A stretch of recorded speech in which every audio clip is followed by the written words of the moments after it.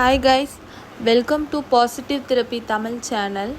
இன்றைக்கி நம்ம வீடியோவில் எதை பற்றி பார்க்க போகிறோன்னு பார்த்தீங்கன்னா, நம்மளோட வாழ்க்கைக்கு ரொம்ப முக்கியமான ஒரு 3 பவர்ஃபுல் ஹேபிட்ஸை பற்றி தான் பார்க்க போகிறோம். நம்மளோட ஸ்பிரிச்சுவல் க்ரோத்துக்கான ஒரு 3 பவர்ஃபுல் ஹேபிட்ஸை பற்றி தான் இன்றைக்கி நம்ம இந்த வீடியோவில் ஃபுல்லாக பார்க்க போகிறோம். இந்த வீடியோவை மிஸ் பண்ணாமல் பாருங்கள் கடைசி வரைக்கும். நம்ம வாழ்க்கையில் மன அமைதியோ, நேர்மறை சக்தியோ, ஆன்மீக வளர்ச்சியோ இதையெல்லாம் எளிதாக எப்படி கிடைக்கிறதுக்கு என்ன செய்யலான்னு பார்த்தீங்கன்னா, நம்ம முழுமையாக மாற்றி அதிகமான ஆன்மீக சக்தியை உருவாக்குறதுக்கு ஒரு 3 சக்தி வாய்ந்த பழக்கத்தை தான் நம்ம இன்றைக்கி பார்க்க போகிறோம் இந்த வீடியோவில். இந்த பழக்கத்தை தினசரி பயன்படுத்தணும் அப்படின்னா, நம்மளோட எல்லா விதமான எதிர்மறை எண்ணங்களோ இல்லை நமக்குள்ளே இருக்க நெகட்டிவ் தாட்ஸ் இல்லை அதை தாண்டி எதுவாக இருந்தாலும் நம்மக்கிட்ட ஒரு கெட்ட ஆட்டிடியூட் இருக்கலாம், அந்த மாதிரி என்ன கெட்ட பழக்கங்கள் நமக்குள்ளே இருந்தாலும் அது எல்லாம் வெளியேறி நம்ம வாழ்க்கையவே மாற்றும். ஸோ இந்த வீடியோவில் இதை பற்றி தான் உங்களுக்கு சொல்ல போகிறேன். மிஸ் பண்ணாமல் ஃபுல்லாக வீடியோவை பாருங்கள். முதல்ல நம்ம என்ன பண்ணணும்னு பார்த்திங்கன்னா, தினமும் காலையில் முடிஞ்ச வரைக்கும் இதை நம்ம கண்டிப்பாக இந்த ஸ்பிரிச்சுவல் பயணத்துக்குள்ளே நம்ம போகணும், அதனால நம்ம சக்தி அடையணும் அப்படின்னு நீங்கள் நினச்சிங்க அப்படின்னா, கண்டிப்பாக பிரம்ம முகூர்த்த நேரத்தில் எழுந்துக்கோங்க. பிரம்ம முகூர்த்தம் நேரம் அப்படின்றது காலை 3:30 மணிலேருந்து 5:30 மணி வரைக்கும்னு சொல்லுவாங்க அதிகாலையில். அதுதான் அதிக ஆன்மீக சக்தி பெறுறதுக்கு சிறந்த நேரம்னு சொல்கிறாங்க. ஸோ இப்போ 3:30 மணிலேருந்து 5:30 மணி வரை நேரம்தான் இருக்கும் அந்த பிரம்ம முகூர்த்தம். அந்த நேரத்தில் நம்ம என்ன மாதிரியான பாசிட்டிவான திங்கிங்கோட என்ன கேட்டாலும் நமக்கு கண்டிப்பாக கிடைக்கும். ஸோ அந்த நேரத்தை யாரும் மிஸ் பண்ண வேண்டாம். இந்த நேரத்தில் நம்மளோட மனசும் உடம்பும் ரொம்ப அமைதியாக இருக்கும். இந்த நேரத்தில் நம்ம முழிச்சிருக்கிறதுனால ஒரு நிமிஷம் அமைதியாக உட்காந்து நம்ம சுவாசத்தை கவனித்தோம் அப்படின்னா நமக்குள்ளேயே ஒரு பெரிய மாற்றத்தை பார்க்க முடியும். இந்த டைமிங்கில் எழுந்துக்கிறப்போ நமக்குள்ளே ஒரு நல்ல டிஃப்ரெண்ட்டை நம்மளால் ஃபீல் பண்ண முடியும். நல்லாயிருக்கும். அன்றைக்கி டேவே ரொம்ப எனர்ஜெட்டிக்காக ரொம்ப சூப்பராக இருக்கும். ட்ரை பண்ணவங்களுக்கு தெரியும் அது எப்படி இருக்கும் அப்படின்றது. ஆனால் நீங்கள் காலையில் எந்திரிக்கிறோன்றதுனால ஒரு நாள் எந்திரிக்கிறப்போ ரொம்ப கஷ்டமாக இருக்கும். ஏன்னா நம்ம சீக்கிரம் தூங்கினாலும் சரி, ஏன்னா ஃபஸ்ட்டு இந்த மாதிரி எந்திரிக்கிறோம் அப்படின்னா கண்டிப்பாக எல்லாருக்குமே ஒரு சிரமம் இருக்கும் அதில். பட் அது ரெகுலர் ஆகிடுச்சு அப்படின்னா அதை மாதிரி நீங்கள் செம்மையாக ஃபீல் பண்ணும். ரொம்ப நல்லாயிருக்கும். ஆக்சுவலி அந்த ஃபர்ஸ்ட் டே எந்திரிக்கிறப்போ நமக்கு ஒரு மாதிரி இருக்கும். பட் போக போக அப்படியே அந்த நாளே ரொம்ப எனர்ஜெட்டிக்காக ரொம்ப நல்லா போகும். ஸோ நீங்கள் அதை ஃபீல் பண்ணிங்க அப்படின்னா கண்டிப்பாக அதை கமெண்ட் செக்ஷனில் சொல்லுங்கள். நான் எழுந்து நானும் ஃபீல் பண்ணியிருக்கேன். அந்த மாதிரிலாம் ரொம்ப நல்லாயிருக்கும். அன்றைக்கி டேவே ஃபுல்லாக எனர்ஜெட்டிக்காக ரொம்ப பூஸ்டிங்காக ரொம்ப அப்படியே சூப்பராக இருக்கும். ரொம்ப நேரம் கிடைக்கும் நமக்கு ஆக்சுவலி. அதே மாதிரி நம்ம ஃப்ரெஷ்ஷாக ஃபீல் பண்ணுவோம். எல்லா வேலையுமே நம்ம சுறுசுறுப்பாக செய்வோம். நம்மளால் முடியாததுன்னு எதுவுமே இருக்காது. நம்ம எல்லாமே ஈஸியாக எடுத்துப்போம். நம்ம ரொம்ப டென்ஷன் ஆக மாட்டோம். கோவம் வராது. நமக்குள்ளேயே ஒரு நிறைய டிஃப்ரெண்ட்டை நம்ம ஃபீல் பண்ணுவோம்.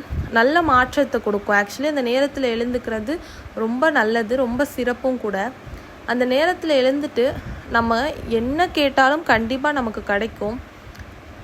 ஒவ்வொரு நாளும் நீங்கள் இந்த ஸ்பிரிச்சுவல் பயணத்துக்குள்ளே போகணும் அப்படின்னு நினைக்கிறீங்க அப்படின்னா, அதால் நான் அதிக சக்தி பெறணும்னு நினைக்கிறீங்க, இல்லை உங்கள் லைஃப் நல்லா மாறணும்னு நினைக்கிறீங்க அப்படின்னா, எந்திரிக்கிறப்போ உங்களால் முடிஞ்சால் குளிச்சுட்டு சாமிக்கிட்ட ஒரு விளக்கேற்றுங்க. இது எல்லாருக்குமே பொதுவான ஒன்று தான். சாமிக்கிட்ட விளக்கேற்றலாம். அப்படி இல்லை சும்மா கூட உட்காந்துட்டு ஒரு மெடிடேஷன் பண்ணலாம். இல்லை உங்களுக்கு தெரிந்த ஒரு மந்திர ஜபத்தை பண்ணலாம். உங்களுக்கு இஷ்ட தேவதை எதுவோ அந்த தெய்வத்துக்கான ஒரு மந்திர ஜபம் இருக்கும், அதை சொல்லலாம். இல்லை சும்மா உட்காந்து மெடிடேஷன் பண்ணலாம். எதுவுமே இல்லை, வெறும் ஒரு ஓம் போட்டுட்டு நீங்கள் உட்காந்து மெடிடேஷன் பண்ணலாம். அப்படி இல்லையா, எதுவுமே வேணாம், ரொம்ப அமைதியாக இருக்கும் அந்த நேரம். சைலண்ட்டாக நீங்கள் பாட்டுக்கு உட்காந்துட்டு உங்கள் மனசுக்குள்ளே எதையுமே யோசிக்காமல் நீங்கள் விடுற மூச்சையை கவனித்து அந்த சுவாசத்தை கவனிச்சிங்கனாலே போதும். நீங்கள் வந்து ப்ரீத் இன் பண்ணும்போதும் ப்ரீத் அவுட் பண்ணும்போதும் அது எப்படி நமக்குள்ளே வருது, எப்படி வெளியே போகுதுன்றத உட்காந்து கவனித்தாலே போதும். நம்ம ஃபஸ்ட்டு ட்ரை பண்ணும்போது நம்மளுக்குள்ளே எல்லா எண்ணங்களும் வரதான் செய்யும், அது தப்பு கிடையாது. பட் பண்ண அது எல்லாமே வந்து நமக்கு வந்து குறைய ஆரம்பித்து நம்ம ஆட்டோமேட்டிக்காக அந்த மூச்சை கவனிக்கிறதுக்கு நம்மளே வந்து பழகிடுவோம். ஸோ அது எல்லாமே நம்ம நம்பிக்கையோடு பண்ணுறப்ப எதாக இருந்தாலும் சரி, ஒரு மந்திர ஜபம் பண்ணுறீங்க அப்படின்னா அதை நம்பிக்கையோட ஒரு 108 தடவையோ இல்லை 9 தடவை 27 தடவை இல்லை ஒரு 54 தடவை இந்த மாதிரி உங்கள் மனசுக்குள்ளேயே தினமும் சொல்லுங்கள். அது உங்கள் மனசை ரொம்ப அமைதியாக்கும், ஒரு ஆன்மீக அனுபவத்தையும் உங்களுக்கு பெரியதாக்கும். நம்ம என்ன மந்திரம் வேணாலும் எடுக்கலாம், நமக்கு இஷ்ட தெய்வதை எதாக இருந்தாலும் அந்த தெய்வத்துக்குரிய ஒரு மந்திரங்கள் இருக்கும். இப்போ முருகர்னா ஓம் சரவணபவ, அந்த மாதிரி சிவன்னா இந்த மாதிரி நிறைய மந்திரங்கள்லாம் இருக்குல்ல. ஸோ அந்த மாதிரி நம சிவாயன்னு சொல்கிறோம்ல, அந்த மாதிரி நிறைய மந்திரங்கள்லாம் இருக்குது. ஸோ அந்த மாதிரி எதுவாக வேணால் இருக்கலாம். நமக்கு எந்த தெய்வத்தை பிடிச்சாலும் அந்த தெய்வத்தோட மந்திரத்தை எடுத்து நம்ம வந்து அமைதியாக ஒரு இடத்துல உட்காந்து ஒரு 108 தடவை சொல்லலாம். இந்த மாதிரி நீங்கள் பண்ண உங்களுக்குள்ளேயே ஒரு நல்ல மாற்றங்கள் உருவாகும். நீங்கள் எதை தேடுறீங்களோ அது உங்ககிட்ட ஈஸியாக வந்து கிடைக்கும். நம்ம ரொம்ப கஷ்டப்படவே வேண்டாம், நம்ம என்ன நினச்சாலும் அது நடக்கும் கண்டிப்பாக. ஆனால் அதில் முழு மனசோட நம்பிக்கையோட, கடமைக்குன்னு பண்ணாமல் முழு மனசோட நம்பிக்கையோடு பண்ணிங்கன்னா கண்டிப்பாக வந்து உங்களுக்கு அதுக்கான பலன் வந்து கிடைக்கும். ஒரு நாளில் குறைஞ்சது ஒரு 5 நிமிஷமாவது நம்ம மௌனமாக இருக்கணும். இல்லைனா நம்மளோட கண்களை மூடி நம்ம சுவாசத்தை கவனித்து தியானம் செஞ்சுக்கிட்டு அப்புறம் வந்து நம்மளோட மனசை வந்து எதுக்காக இதெல்லாம் பண்ணுறோம் அப்படின்னா நம்மளோட மனசை சுத்தம் பண்ணுறதுக்கு. ஏன்னா நமக்குள்ளே வந்து நிறைய ஸ்ட்ரெஸ்ஸு, குழப்பம் அந்த மாதிரி எல்லாமே இருக்கும். ஒரு டெய்லி ரொட்டீனில் நம்ம வாழ்கிறப்போ எவ்வளோ டென்ஷன், எவ்வளோ அழுகை, எவ்வளோ வலி, இந்த மாதிரி நிறையா சந்தோஷம், இந்த மாதிரி நிறைய பார்ப்போம். டிஃப்ரெண்ட் டைப் ஆஃப் எமோஷன்ஸை வந்து அந்த இடத்துல நம்ம பார்ப்போம். ஸோ அது எல்லாமே வந்து ஒன்று தான். அதாவது நம்ம சந்தோஷப்பட்டாலும் ஓவர் எக்ஸ்ட்ரீமாக படக்கூடாது, அழுதாலும் ரொம்ப அழக்கூடாது. ரெண்டுமே ஒரே அளவில் இருக்கணும். அப்போ தான், அதாவது ரொம்ப ஒரு விஷயம் சந்தோஷமாக தருதுன்னா நம்ம துள்ளி குதிக்க வேணாம், அதுவுமே நார்மல் தான். ஒரு அழுகை வந்தாலும் அதுவுமே அடுத்த நாள் சந்தோஷமாக மாறும். ஸோ அதனால் எல்லாமே வந்து ஒரு நார்மல் லைஃப்பில் உள்ள ஒன்று தான். ஸோ அதனால் எல்லாமே பேலன்ஸ்டு தான் அப்படின்றது தான். இந்த உலகமே வந்து பேலன்ஸ்டில் தான் இருக்குது. இது பாதி அது பாதி, அதாவது காலை வந்தால் இரவும் ஒன்று வந்து தான் ஆகும், அந்த மாதிரி. ஸோ எல்லாமே பேலன்ஸ்டு லைஃப்பில் தான் இருக்குது.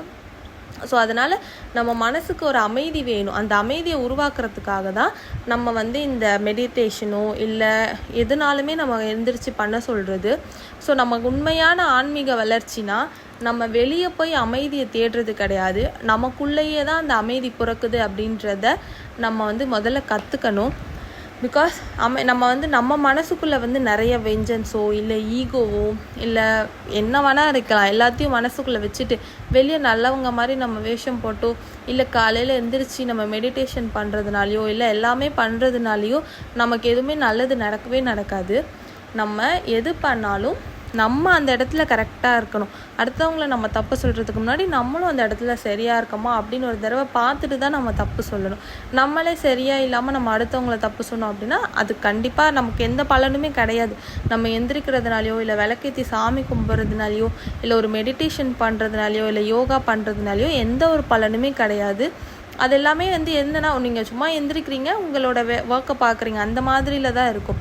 ஒரு ஆன்மீக வளர்ச்சிக்குள்ளே நம்ம போகணும், நமக்குள்ளே ஒரு அமைதி வந்து உருவாகணும், உண்மையான ஆன்மீகத்தை நம்ம அடையணும் அப்படின்னா கண்டிப்பாக நமக்குள்ளே ஒரு பழக்கத்தை வந்து நம்ம மாற்றணும்.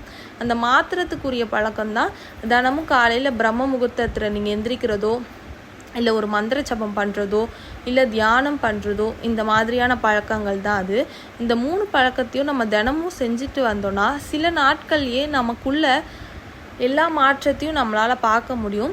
நம்மளோட வாழ்க்கையில் ஒரு பெரிய மாற்றம் ஏற்பட ஆரம்பிக்கும். அதே மாதிரி நம்மளோட ஆன்மீக வளர்ச்சியும் நமக்குள்ளே வந்து ஈஸியாக கிடைக்கிறதையும் நம்மளால் பார்க்க முடியும்.